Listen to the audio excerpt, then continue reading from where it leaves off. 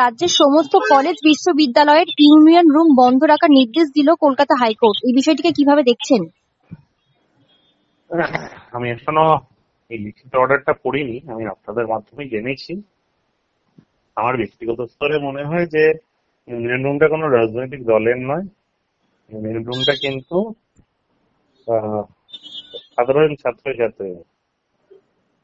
তো সেখানে ছাত্রছাত্রীদের বিভিন্ন সমস্যার সমাধানে কনসেশন দেওয়া, নিত্য প্রয়োজন, রুটিন, সিলেবাস, আরো বিভিন্ন কিছু ইউনিয়ন রুম থেকে হয়।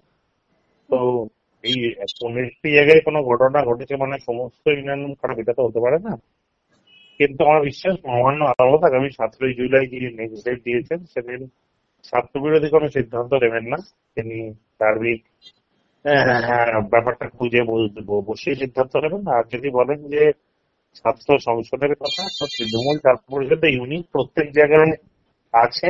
আমরাই একমাত্র যারা সাধারণ ছাত্রদের সঙ্গে যোগাযোগ রেখে কাজটা করি প্রত্যেক বছর।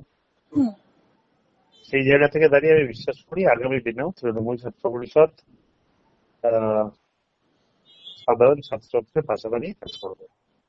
এই যে দীর্ঘদিন ধরে ছাত্র সংসদ নির্বাচন হচ্ছে না, এই নিয়ে জনস্বার্থ মামলা হয়েছে। এমনকি আজকে কলকাতা হাইকোর্ট থেকে বলা হয়েছে যে যতদিন না পর্যন্ত নির্বাচন হবে ততদিন ইউনিয়ন রুম খোলা যাবে না, এমনটাই জানিয়েছেন। সায়ন ব্যানার্জিও জানিয়েছেন। কিভাবে দেখছেন তাহলে? দেখুন, যার নাম করলেন তার কোনো গ্রাউন্ড বেস নেই। একটা মামলা করলে অনেক সহজ, কিন্তু নিচু স্তর অব্দি সেই কথা পৌঁছানো অনেক কঠিন। তাদের নিচু স্তরে কোনো ভিত্তি নেই। আজকে ইউনিয়ন রুম যদি খোলা থাকে বা বন্ধ থাকে তার সঙ্গে তো তৃণমূল ছাত্র পরিষদের কোনো ব্যাপার নয়। তার তৃণমূল ছাত্র পরিষদের ছাত্রছাত্রী হৃদয়ে থাকে, তারা সারা বছর ছাত্রছাত্রীর সঙ্গে থাকে। আগামী কলেজ নির্বাচন হলে তারাই থাকবে। এটা আমাদের খুব বড় কোনো ব্যাপার নয়। আমি বিশ্বাস রাখি আগামী দিনে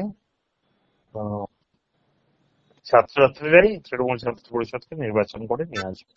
এর জন্য কি কোনো প্রভাব পড়বে? না, এই ঘটনার সঙ্গে কোনো প্রভাব পড়ার ব্যাপার নেই। কেন কলেজ, কেন রেগুলার ছাত্রছাত্রী আমার প্রত্যেকটি কলেজে ইউনিটে আছে, তারই ইউনিট সামলায়। তো সেখানে ইউনিয়ন বন্ধ হলে কি না হলে তো কিছু যায় আসে না।